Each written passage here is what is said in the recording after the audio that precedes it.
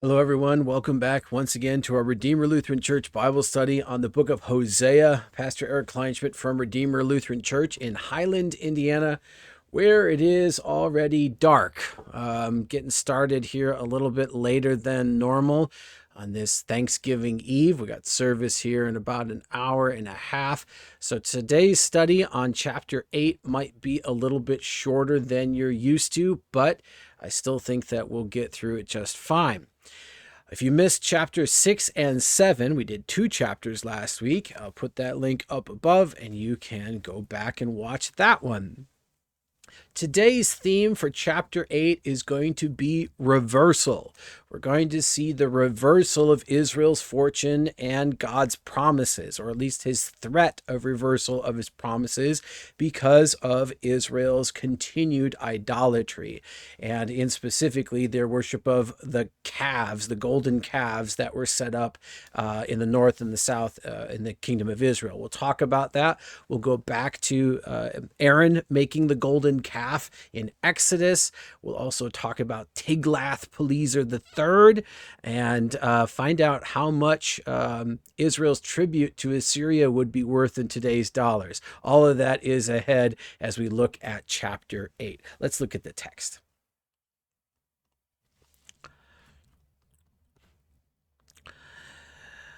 Chapter 8, verse 1.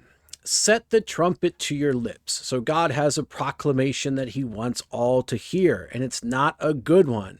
He says, one, like a vulture, is over the house of the Lord, because they have transgressed my covenant and rebelled against my law. Again, God's covenant with Israel that he would be their God and they would be his people was contingent upon Israel keeping the commandments of God. Israel promised to do that. God knew that they couldn't, yet God makes the promise anyway because he knows that his son, Jesus, and God himself also, is going to redeem their end of the bargain. But God is not bound legally to hold up his when Israel has broken their part of the deal. And yet, because our God is so true to his word, he continues to uphold his end of the covenant, even when Israel, God's people, all of us, have been unfaithful in keeping it. That's the kind of God that we have. If we are faithless, he remains faithful because he cannot deny himself or his word. This vulture that he speaks of is probably a direct reference to Tiglath-Pileser III. And here he is. He has his own relief on his own temple that we've discovered. He was the king of the Assyrian Empire, really the first king that made them into an empire. He had a very successful reign, including he conquered Babylon and also Israel in that process as well, so much so that he turned them into a vassal state and they paid tribute.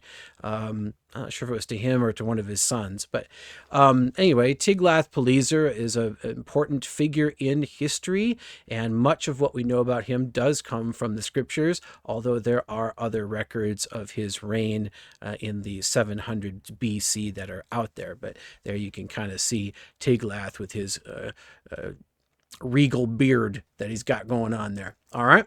So that's probably the vulture that is waiting to come in and devour the kingdom of Israel. God says that that's going to happen because they've given up his covenant and rebelled against his law. God elaborates in verse 2, to me they cry, my God, we, Israel, know you. And God is kind of saying, well, they speak the words, but their words are empty. They're hollow. Israel has spurned the good, the enemy shall pursue him. Just because they say, hey, we have a history with you, we still call upon your name, God sees into the heart and he recognizes that they're no longer faithfully following him. And so even though they call to him, he is turning a deaf ear and will punish them through the captivity and the whims of Assyria, among others. He says, they made kings, but not through me. They set up princes, but I knew it not. Here God is saying that in the past he has provided them with rulers, even when he said that they shouldn't have a king and they wanted a king. He gave them a king, but it was all done through his direction and his will. Now they have said that they don't need God's direction. They're just going to do what they think is best.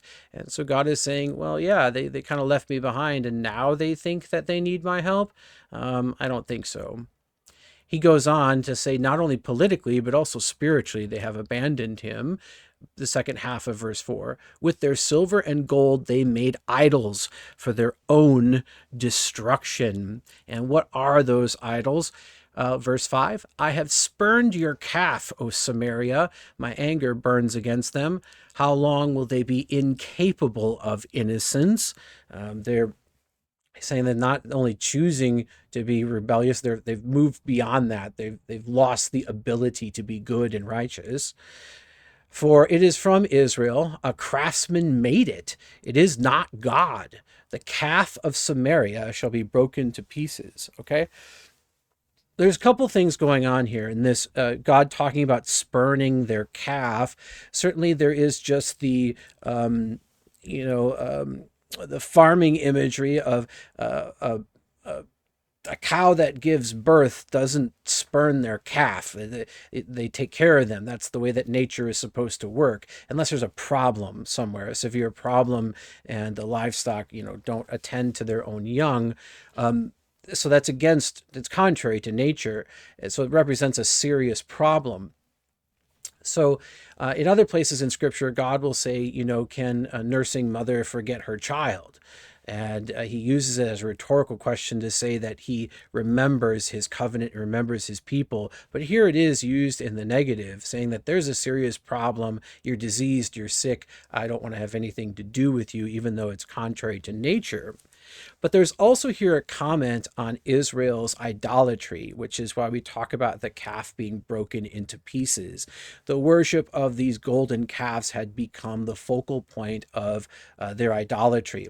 There were two of them set up in the north and the south, in the worship of Baal, but also other gods. So you might remember the calf worship, and it probably brings back your mind Aaron. And so let's go and check that out. That's in Exodus chapter 32. Remember, Moses was up on the mountain after they had been released from Egypt, and he was getting the 10 Commandments. And meanwhile, the people down below were getting worried, and so they come to Aaron. When the people saw that Moses delayed to come down from the mountain, the people gathered themselves together to Aaron and said to him, "Up, make us gods who shall go before us. As for this Moses, the man who brought us up out of the land of Egypt, we do not know what has become of him." Well, he's on the mountain talking to God, but apparently they didn't want to entertain that. So they're like, hey, we need a leader. And obviously the last one and his God didn't work out. So make us a new one. So Aaron said to them, now this was their high priest, okay? This is the guy that should have been like, no, let's just wait for him, No. He's like, okay, yeah, sure, let's go ahead. Take off the rings of gold that are in the ears of your wives, your sons, and your daughters, and bring them to me. Remember, this was gold that God had promised that the Egyptians would give to Israel as a reminder that this was a miraculous deliverance out of slavery from God. For God said, not only will the Egyptians let you go, but you will plunder them in the process. That's a ridiculous statement in reality. I mean, your masters are going to not only let you go from slavery, but they're then going to give you riches to depart from them? Like, no, that doesn't make any sense. But that's exactly what happened. It was a miracle, right? And so this is a symbol of the miraculous deliverance of the God they're now seeking to betray. And Aaron should have recognized that, but he's the one who is orchestrating this. Verse 3, so all the people took off the rings of gold that were in their ears and brought them to Aaron, and he received the gold from their hand. And this is important because we're going to see something about how the pagan worship around Canaan had to create their idols. They believed that they were made by gods. So they would make them out of gold or wood, but then they would have these ritual processes. One of them is a mouth washing process where they would take the idol to a sacred hut down by the river, and they would ritually wash the idol. And after that process, when it would come back out of the hut, it was now holy. It wasn't made by human hands anymore. The gods had blessed it. There was even some rituals where they would, I think ritualistically, like not in reality, but like symbolically, cut the hands off of the man who actually made the idol as a way of saying like, no, this is no longer the work of human hands.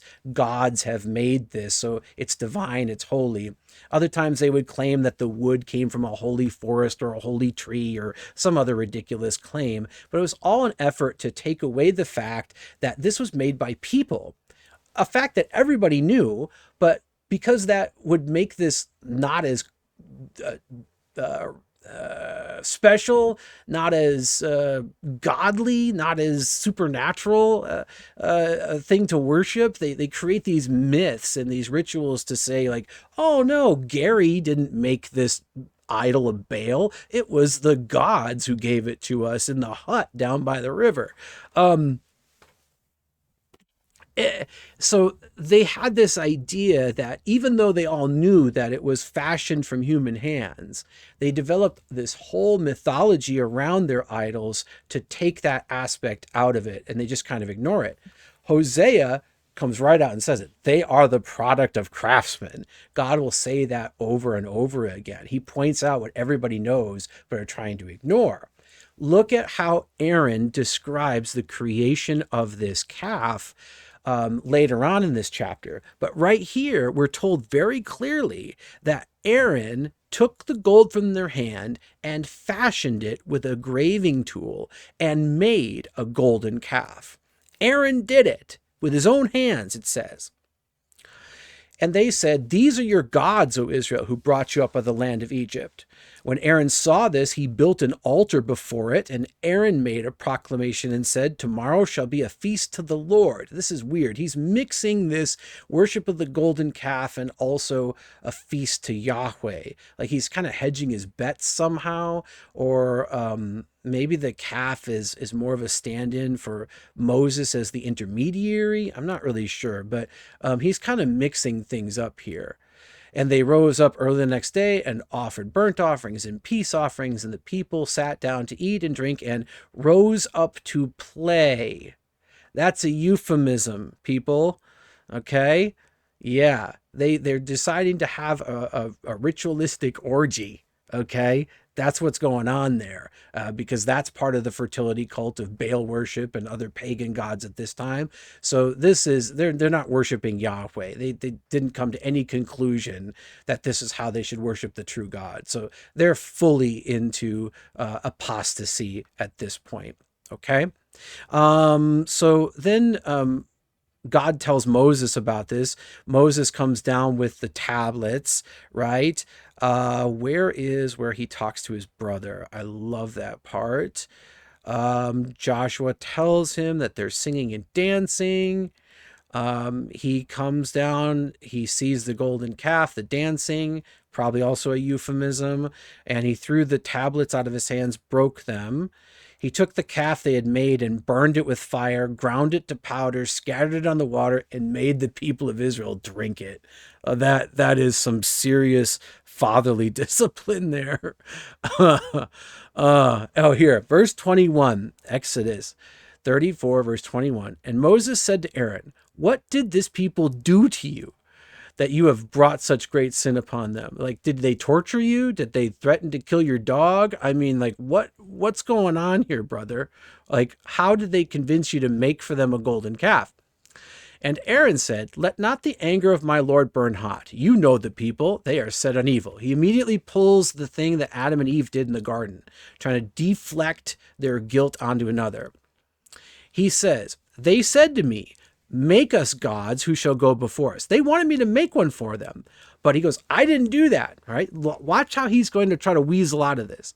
As for this Moses, the man who brought us out of the land of Egypt, we do not know what has become of him. So I said to them, let any who have gold take it off. So they gave it to me, and I threw it into the fire, and out came this calf. Like magic, man.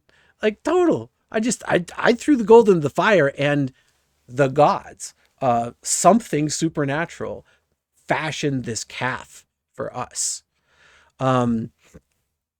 So we see that incorporation of the idolatry, the idea that the something that they recognize, they know they've made with their own hands, yet they know it's stupid to worship something that they made with their own hands as God. So they have to come up with some sort of backstory to say that it has deification, right? It is something beyond humanity. And so in this case, it's the magic that happens when he throws the earrings in the fire, and then it comes out as this calf, fashioned and engraved, right? Moses doesn't buy it, but we already knew that. Okay, so that's what happens back then. Now let's jump to 1 Kings chapter 12. King Jeroboam. So Jeroboam built Shechem in the hill country of Ephraim, northern tribe, and he lived there. Okay, and he went out and built Penuel. All right, and he said in his heart, now the kingdom will turn back to the house of David, housed in Jerusalem, if the people go up to offer sacrifices in the temple of the Lord. Then his heart of the people will turn against their Lord to Rehoboam, king of Judah, and they will kill me and return to Rehoboam, king of Judah. So the king took counsel and made 2 calves of gold. He made 2 calves of gold, and said to the people, you have gone up to Jerusalem long enough. Behold your gods, O Israel, who brought you up out of the land of Egypt. Almost verbatim what happened in Exodus chapter 32. And he set one in Bethel, and the other he put in Dan. Okay, so those are the 2 centers of golden calf worship. Then this thing became a sin, for the people went as far as Dan to be before one. He also made temples on the high places and appointed priests from among all the people who were not of the Levites, in direct violation of what God had said. And Jeroboam appointed a feast on the 15th day of the 8th month, like the feast that was in Judah, and he offered sacrifices on the altar. He did in Bethel, sacrificing to the calves that he made, and he placed in Bethel the priests in the high places. He went up to the altar. He instituted a feast for the people of Israel and went to the altar to make offerings. So a complete reversal of what he should be doing, all right? But we see this golden calf worship once again. So in Hosea 8, when God talks about spurning their calf, he's talking about rejecting his own children, first of all, like animals, livestock would do if there was a severe problem or sickness. But he's also making a comment on their golden calf worship. And he's saying, I've spurned your stupid little idol, O Samaria. It shall be broken to pieces. And like Moses, I'm going to make you drink it, is probably what they're thinking in their mind, because good Jews will remember that this is what Moses did to the calf that Aaron had made. So a couple comments there, but right, he says, it's not of divine origin. It's out of Israel. A craftsman made it. It is not God. He says that very, very clearly here, against the ideas of the pagan worship that was prevalent at the time. Hosea 8, verse 7. This is a verse that you might have heard before. For they sow the wind, and they shall reap the whirlwind. Sowing wind is useless. It contains nothing, but God is saying that they're seeking after nothing, and they're going to reap even worse than nothing. The standing grain has no heads, unfruitful, it shall yield no flour. Even if it were to yield, strangers would devour it. This is a complete reversal of what God promised them in the promised land, which was, fields of amber, waves of grain. Well, that's America, but you get the idea. And prosperity that would feed the people. They would have more than enough. They wouldn't be dealing with famine anymore. That's what God promised them, land flowing with milk and honey, right? But now they see that because they've transgressed God's covenant, this land that was built to support them is now going to turn up empty, and they're going to suffer because of it. And even if it were to produce anything, God would give it to other people, or they would have the benefit. Something that Jesus also talks about, like with the parable of the wedding feast, where the man throws a wedding feast, invites the guests, but none of them would come. And so he goes and invites the people from the highways and byways. When Jesus interprets that, he says, the kingdom of God will be taken away from you, speaking to the scribes, the Pharisees, the faithful Jews that whose heart was far from him, and will be given to a people who are bearing its fruit in good season. He does the same when he talks about the parable of the vineyard and the tenants, the wicked tenants that want to keep it. He continually says, listen, this land was meant to support you, but you broke your covenant, so I'm going to take it away from you and give it to others. This is partially a proclamation about giving the kingdom to the Gentiles, although God doesn't totally spurn the Jewish people either. He sends his apostles to both, but we see the taking away from the people that should have had it exclusively and giving it to a wider variety who will produce fruit. Israel is swallowed up. Already they are among the nations. If we look through the Old Testament, God makes a big point of saying Israel should be distinct from the nations. They should not intermarry into the nations. All those sorts of things were meant to consecrate them or set them apart from the nations around them. Because remember who those nations were. The Canaanites were not a people that just arose out of nowhere. They are descendants of Adam and Eve, just like the Hebrews are. Okay, but they are people who through time had rejected the faith of their ancestors, Adam and Eve and all their children, right? Adam and Eve saw their great-great-great-grandchildren, and some of them decided like, you know what? I know that grandma and grandpa talked about this, but I don't really believe it. So instead, we're going to worship this real big hunter in my clan, and we're going to develop a religion after him. The pagan nations that Israel drives out when they come into the promised land are their distant relatives who have given up the true faith. So when Israel comes into the promised land, they drive out and obliterate all the unfaithful people there. It is a picture of the final judgment. You're either with the true God on the side of life, or you're without him, and there is only death. There is no in between, which is why Israel is told to wipe the face of the earth clean of these people, because that is what happens when you will cut yourself off from the God of life. Death and obliteration are the only options, okay? There isn't some middle ground here.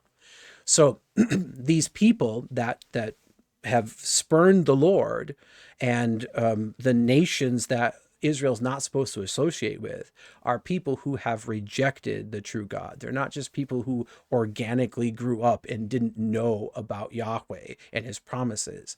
They had the same heritage as the Hebrew people did. Okay? That's an important thing to remember as we look at the conquest of the promised land. So here God is saying all that work is for nothing. They are among the nations. They're just a useless vessel. They don't hold water. They have gone up to Assyria. At one point, they sought Assyria's help. A wild donkey wandering alone, just sort of this lonely existence, not knowing where to go. But also a wild donkey is just kind of useless and worthless out there in the world, right? And then we kind of take a step. Ephraim has hired lovers. We go back to the prostitution, back to the adultery of their faithlessness and their apostasy and falling away from the true God. God hasn't let that go. Though they hire allies among the nations, I will soon gather them up.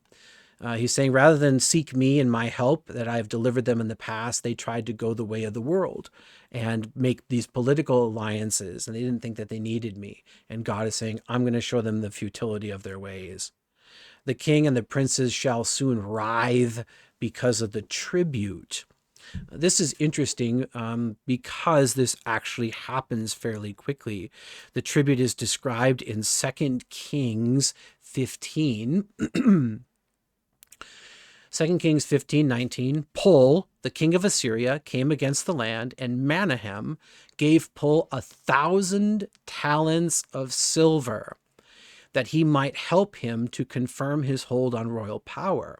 So Manahem pays a tribute of 1,000 talents of silver. Manahem exacted the money from Israel, from all the wealthy men, 50 shekels of silver from every man, to give to the king of Assyria. So the king of Assyria turned back and did not stay there in the land. So he's receiving tribute. I was just curious as to what 1,000 talents of silver would be. It works out to about 37 tons of silver, if I did the math, and then you plug it into our AI, and as of November 26, 2025, 37 tons of silver is worth approximately $128,742,425 US dollars. $129 million is what he paid. Now, adjusted for inflation, God, who knows what that would even be. I'm not sure that the AI can adjust to inflation back to 733 BC. But that's the time frame that we're talking about. And just in today's dollars, 130 million is a lot for a small country like Israel to pay to Assyria. So it was a huge tax. And you can imagine the kings and the princes and all the people that it was exacted from writhing because of that tribute.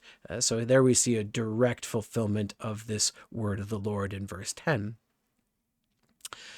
Verse 11, because Ephraim has multiplied altars for sinning. It's not just the two at Bethel and Dan. They got them all over the place.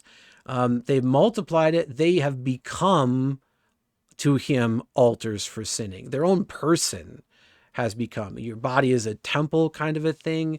They have internalized this apostasy, this idolatry.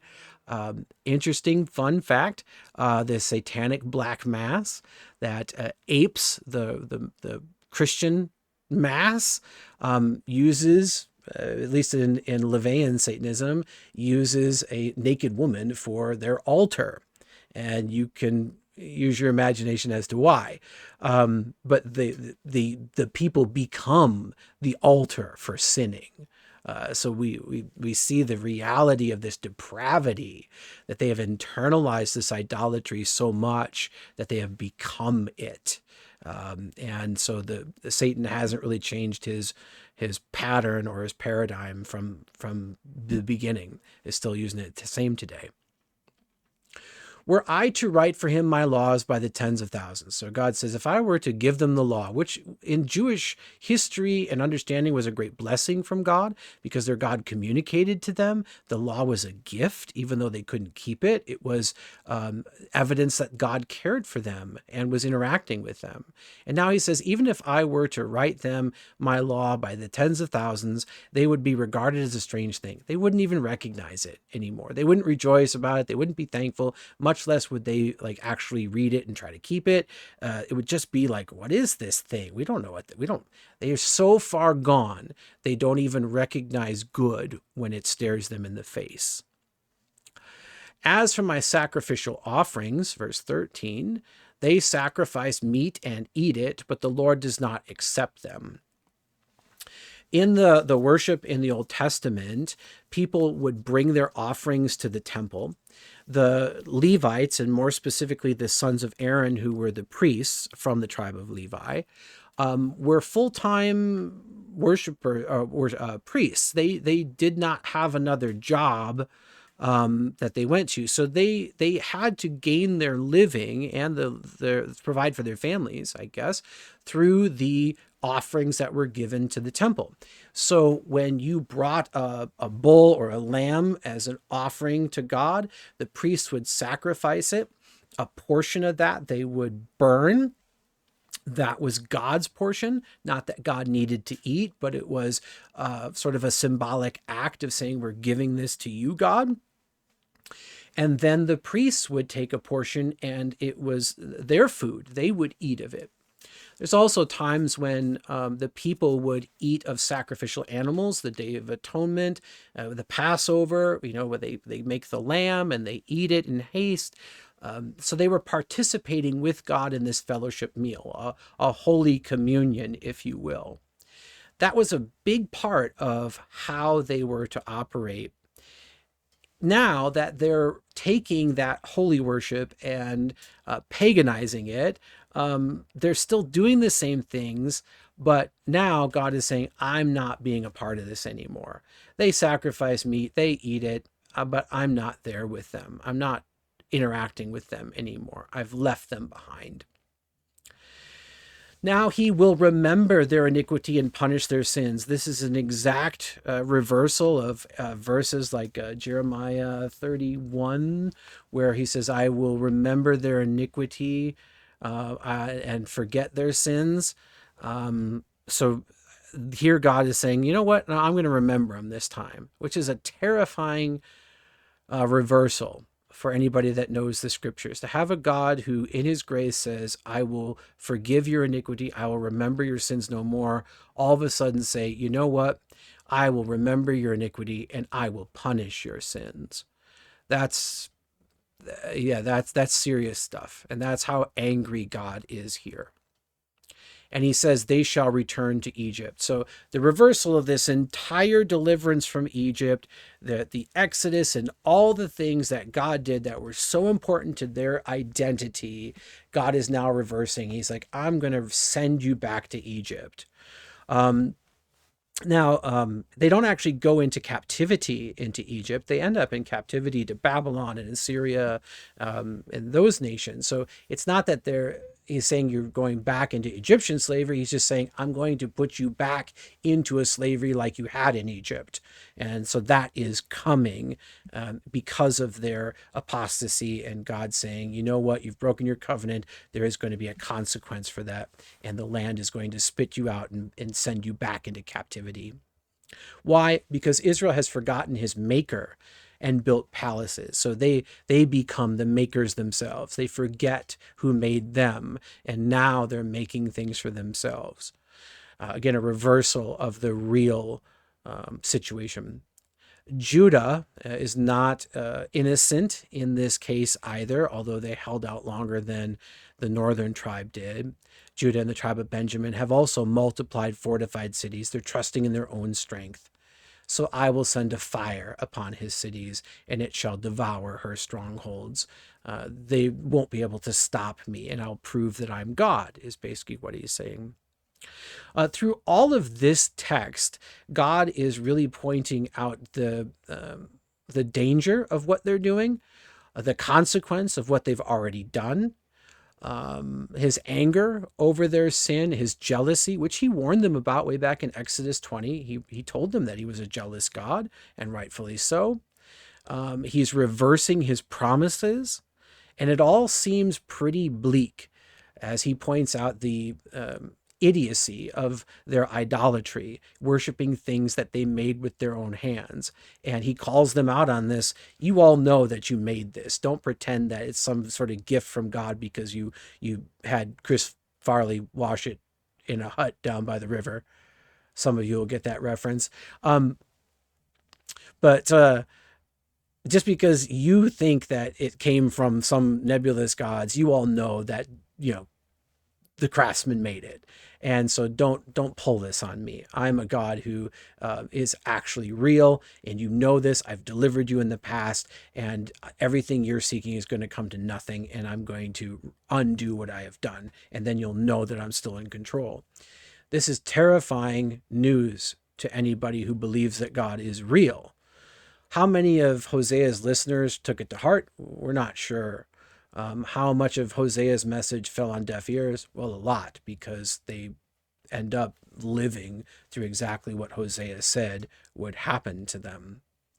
So this is a very bleak chapter in Hosea. There's not very much promise or gospel that remains here, but we must remember the entire counsel of Scripture, and that one of our remember points is that God's mercy gets the better of him. Yes, he is very angry. Yes, he will punish these sins. Yes, he is going to do this to his people, and yet he doesn't swear them off. He doesn't leave everyone behind. He doesn't obliterate them off the face of the planet.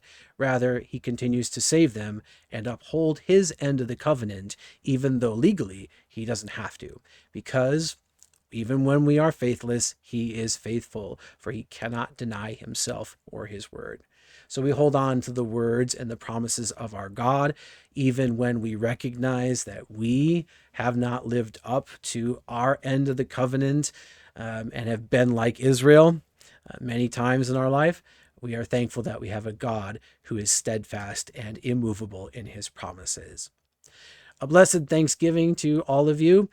God willing, I'll see you next week for the next chapter of Hosea. Take care and God bless.